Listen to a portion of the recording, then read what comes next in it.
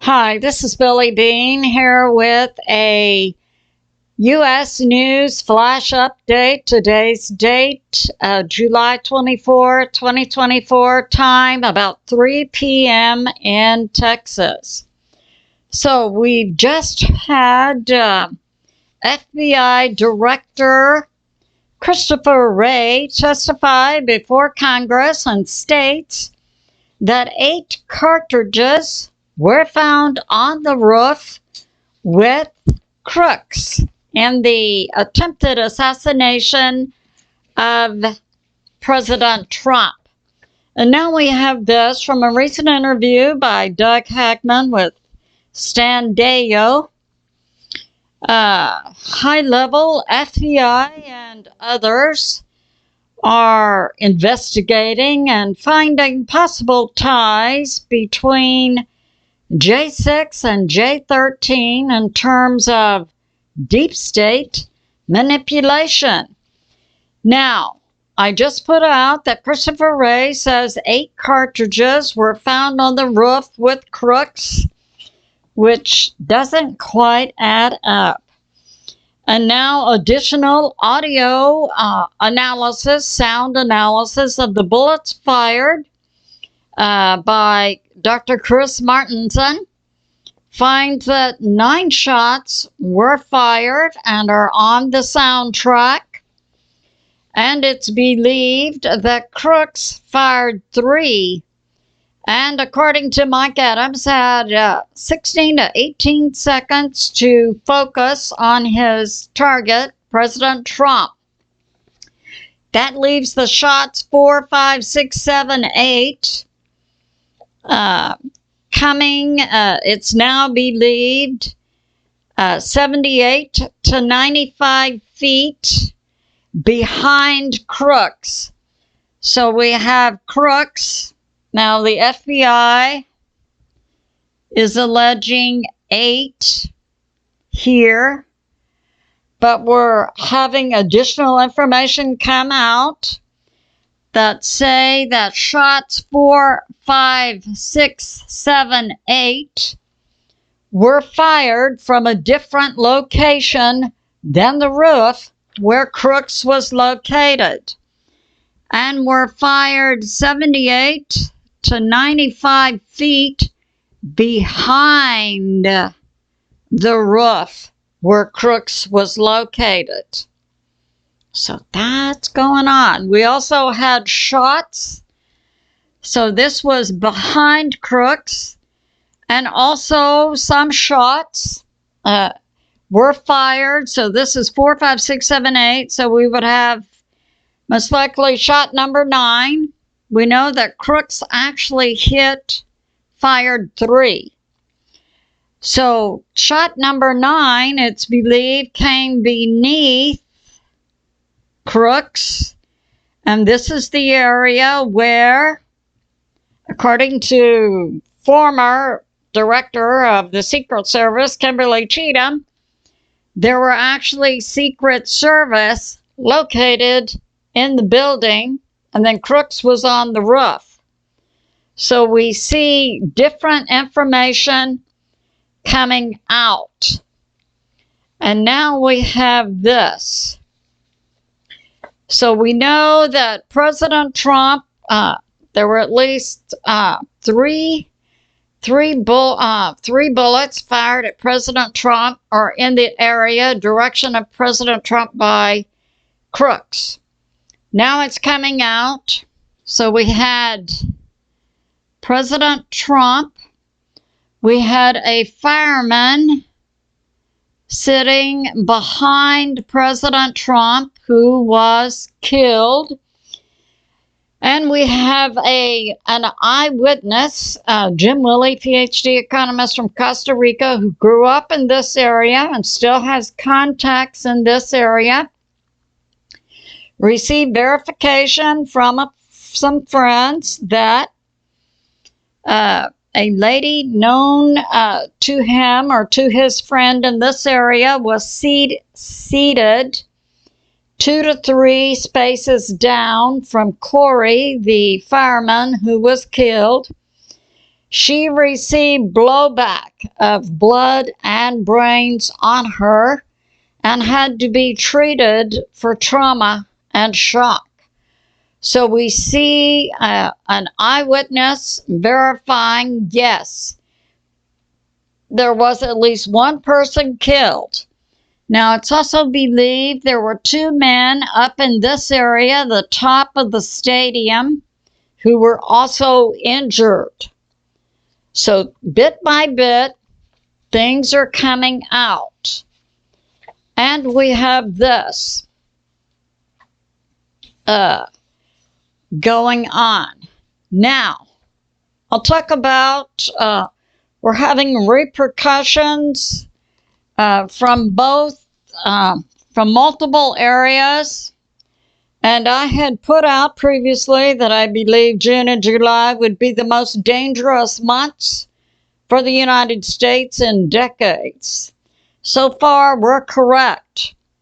So we had from New York Prepper that yesterday, July 23, squawking on the U.S. military, their low-frequency communication, is that continuity of government is in place. Now, why is this happening? We saw yesterday JB alleged to have stepped down from the presidential campaign to be replaced by Kamala Harris, KH. It's now believed by most that this was a coup by the Democratic Party. And it's also possible that another one of the actors playing JB has passed away. So that would bring about the squawking by the U.S. military, continuity of government. We know also that in terms of nukes plus weapons more lethal than nukes, President Trump is recognized by the U.S. military as commander-in-chief and chief for nukes and above. And President Trump does have the nuclear codes, and he has had them since the U.S. military did an investigation into the 2020 election and determined that President Trump did indeed win. And in March of 2021, he was placed again with the nuclear codes. JB never had the codes. O only had them for a short time, then the U.S. military took them back. So during the 2 terms of O, he never had the nuclear codes. JB has also, or the actor playing him, has also not had them. The U.S. military in January of 2021 did not turn over the nuclear codes to JB because there was too much information indicating that a coup, both by Congress and by the U.S. government, was going on. And that did happen. So now we have this. We have repercussions going on around the world. We have today Russia giving orders to all state-owned businesses to submit a plan which could be put in place immediately to relocate. This would be state-owned businesses the government owns in Moscow, in St. Petersburg, and Rostov, and so on. For these businesses to have a plan and be prepared to move immediately to the Urals, to Siberia, to the far eastern side of Russia. Evidently, Russia thinks that it may be nuked.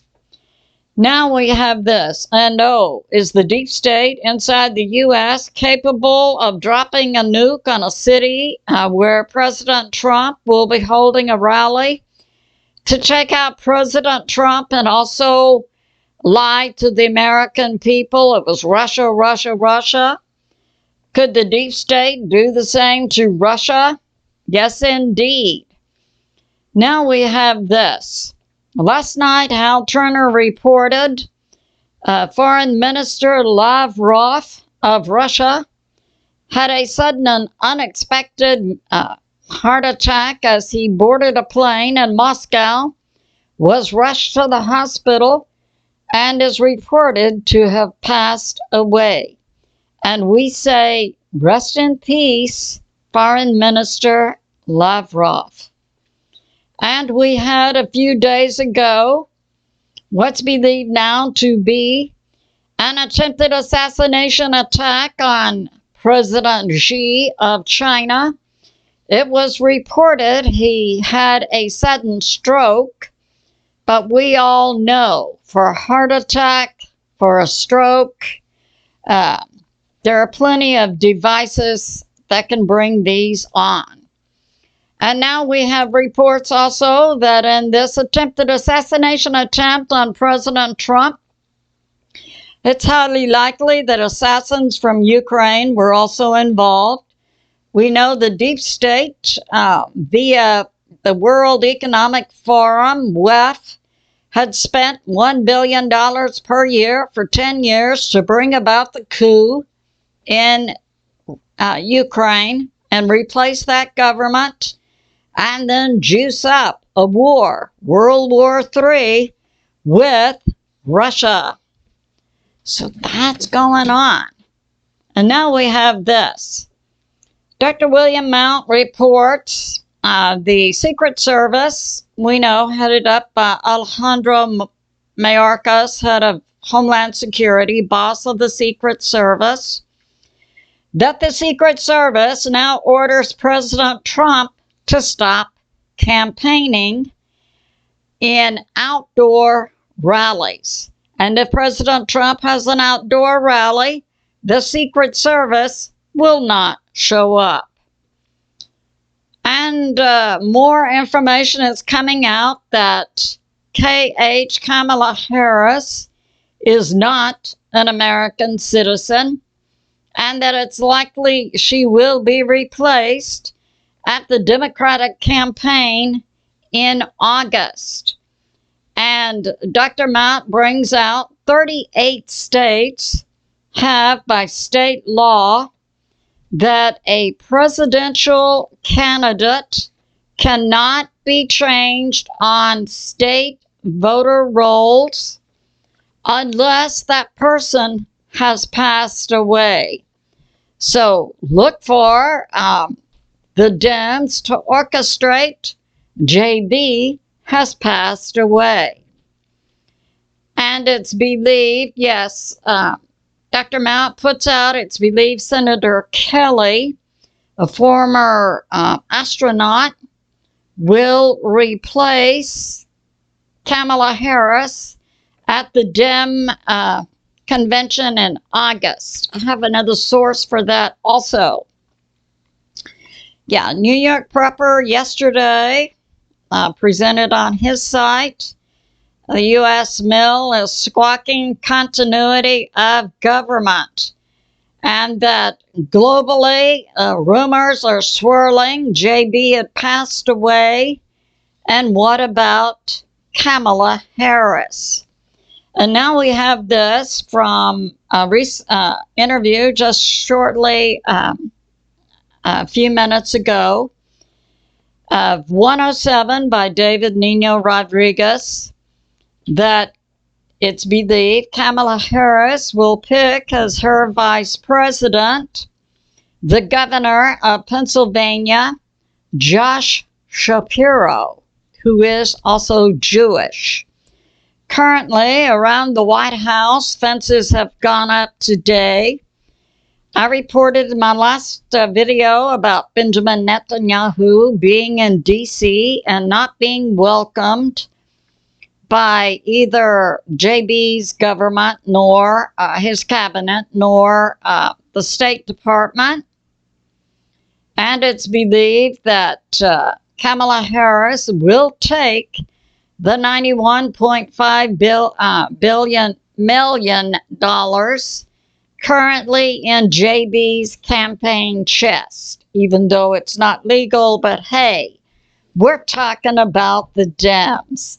So it's good to be in prayer for America and for the world. I love you, and I'll see you soon.